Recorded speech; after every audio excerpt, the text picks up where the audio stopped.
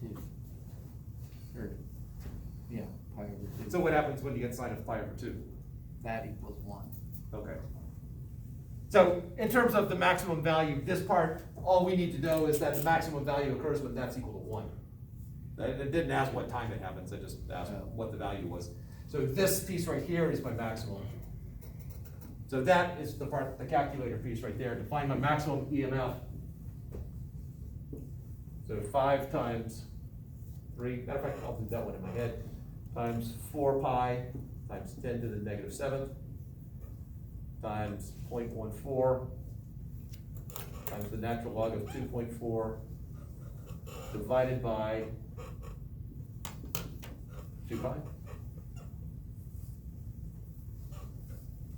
It seems like it should just be 5 whatever times whatever we had last time.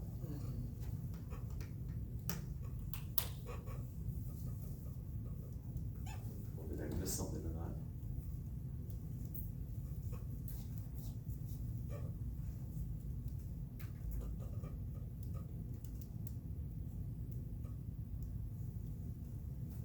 So what does it end up being?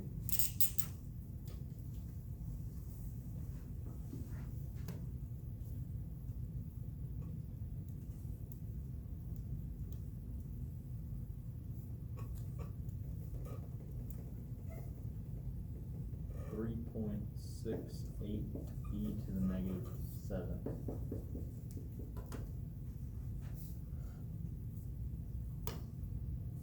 Units?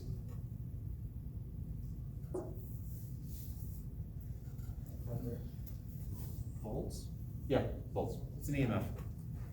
Sure. Last time, weren't we getting to the negative 7th? Yeah. To the negative 6th? Or, Maybe we were negative. or my 8. memory's off. And I'm not putting that, definitely not taking that off the table.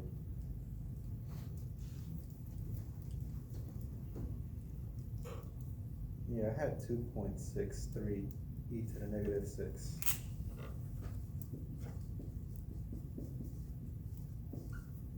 All right, so we got 2 competing theories here about this.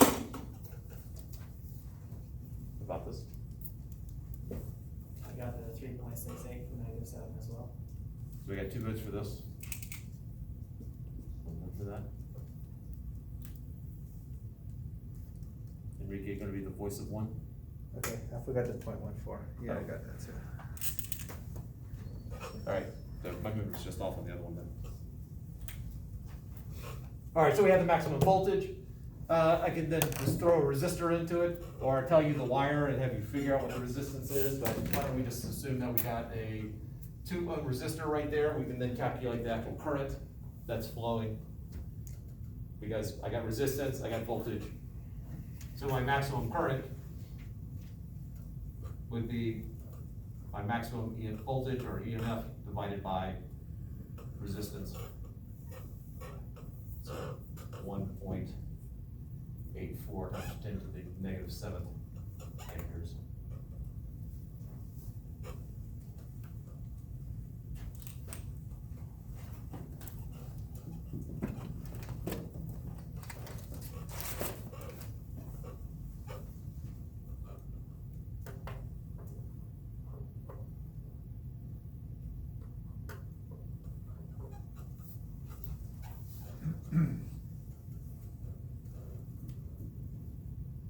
Questions up to here?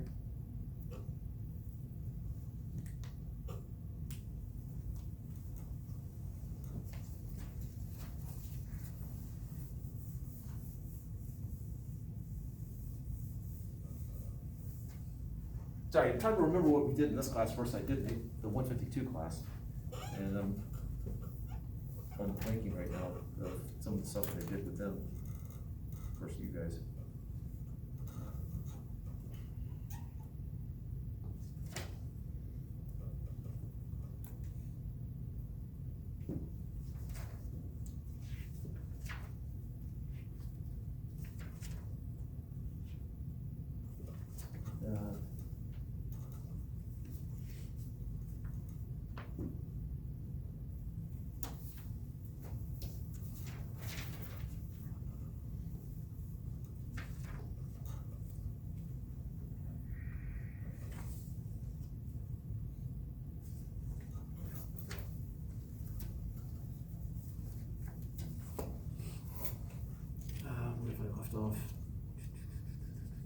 Oh, transformers.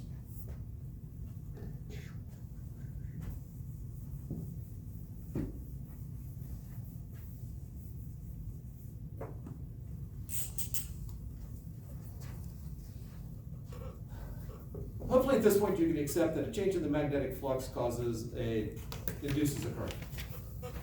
So if I've got a wire here with multiple loops, so we'll just say 4 loops, and I have a current flowing through there, I'm going to create a flux through these loops.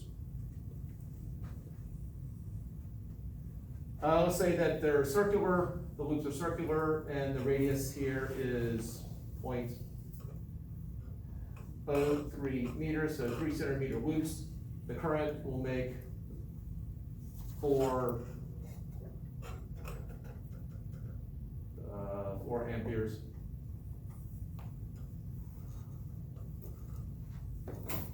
And even though I've drawn them separated like that, sort of pretend that they're really tightly packed.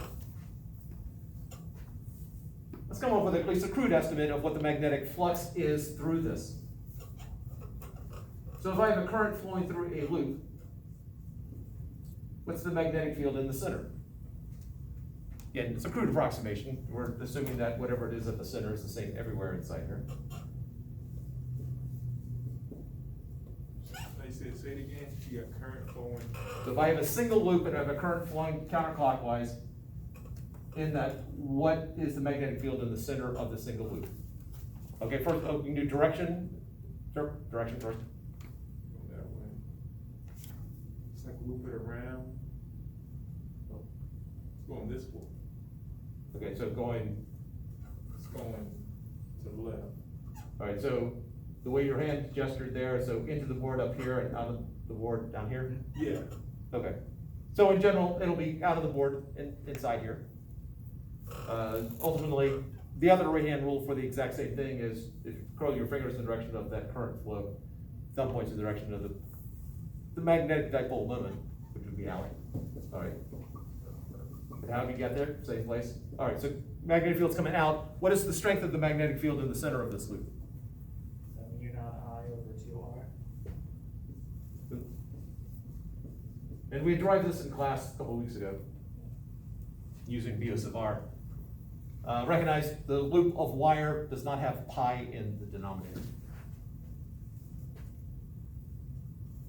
So if my loop right here has a radius of 0.03 meters, then my magnetic flux through this loop here is, let's do some numbers then. Well, actually, magnetic flux would be BA. Again, making some crude assumptions. And again, U naught I over 2R times pi R squared.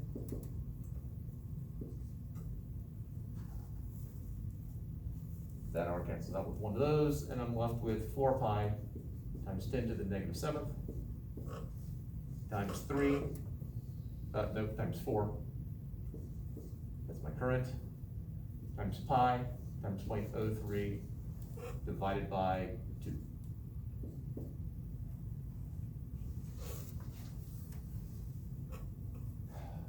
So that's roughly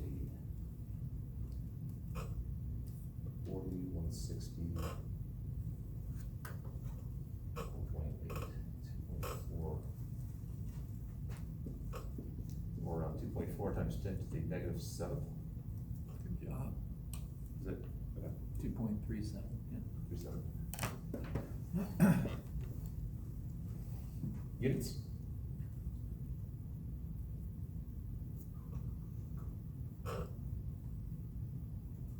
Weber. Yeah. Whatever. All right. Now let's go back to the original problem there. If I've got these loops here and assume that they are correctly pressed to each other, what is the change in my magnetic flux? Sorry, bad wording. Or actually completely wrong wording. What is my magnetic flux if I've got these loops that are really close to each other? 4 times that? Yes. each loop is producing a flux there. If they are close enough to each other, then we can make the assumption that they just would add up. And so I have a flux, total flux, magnetic flux total, of 4 times that, which puts it at 9.47. Yeah.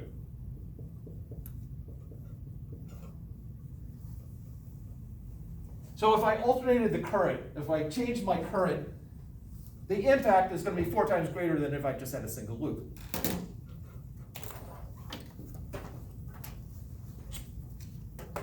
Now, if I can only use that to my advantage by having by changing the magnetic flux through another loop. Because if I want to induce a secondary current, it'd really be nice to induce a secondary current someplace else. So what I'm going to do is I'm going to just start out with intertwining.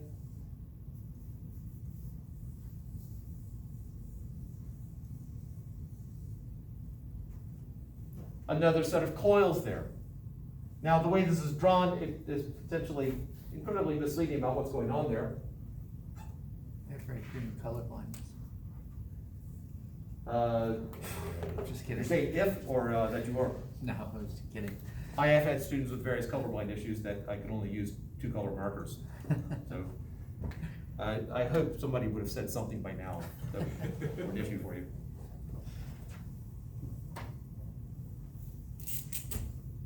Black and blue, that was it. That was all that you could see. If the green is, let's say, 6 loops,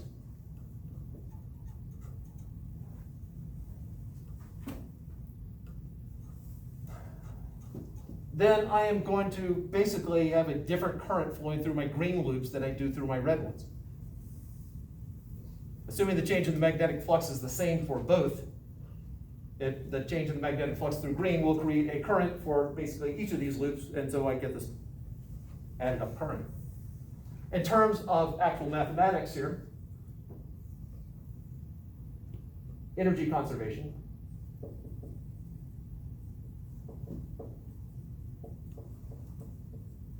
We assume energy is conserved. It's one of those crazy ideas that we still latch onto. Another one of those things that's considered sacred in physics. And so the rate at which energy is being used is the same. In other words, the power that is generated from the red has to be equal to the power generated from the green. So power red is equal to power green. And the power red is just going to be I times the voltage, so of the red, which should be I of the green, current flowing through the green and voltage through the green.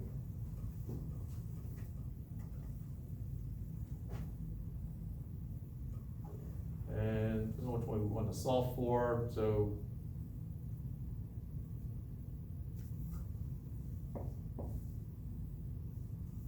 let's go by green. Nope, actually.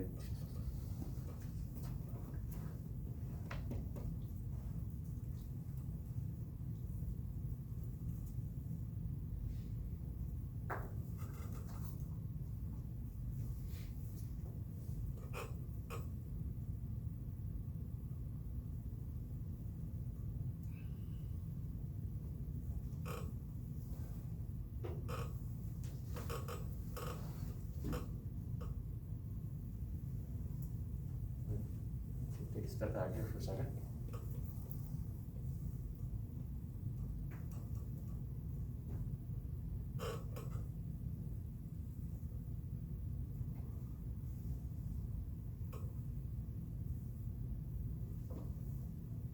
Where we want to get, right?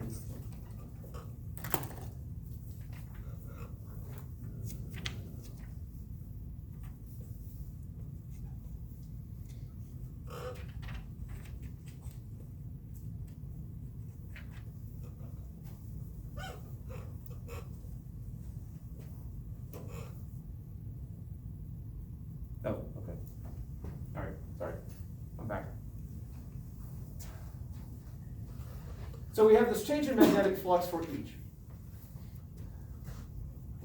So if I think about the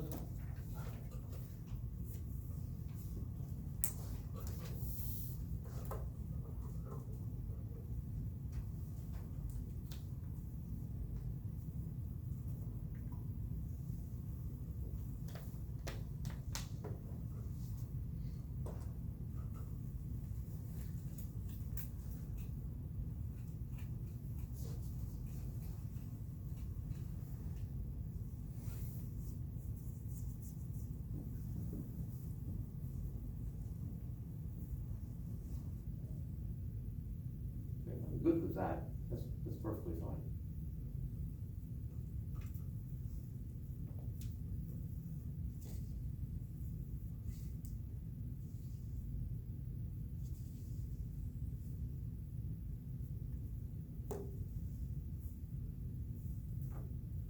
There's just some stuff that is not working for me right now. So where are we on time? 7 minutes. You know what, I'm just gonna call it there. We'll pick this up next week. Oh, something coherent.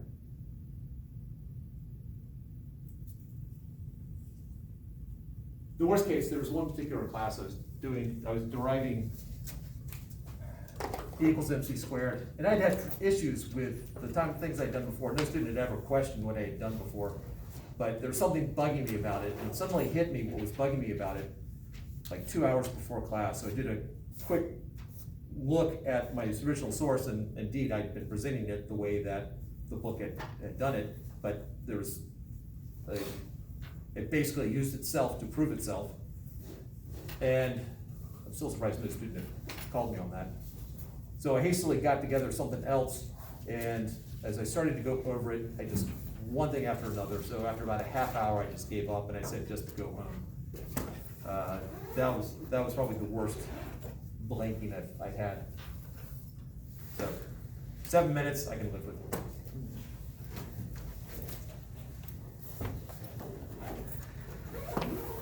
And probably as soon as the last person walks up, oh, heading test back, I can do that to kill the time.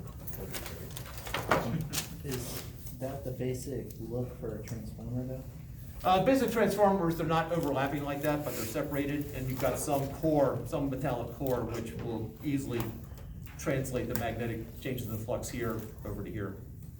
I think that's the basic look. All right, so handing back several things here, so starting out with labs.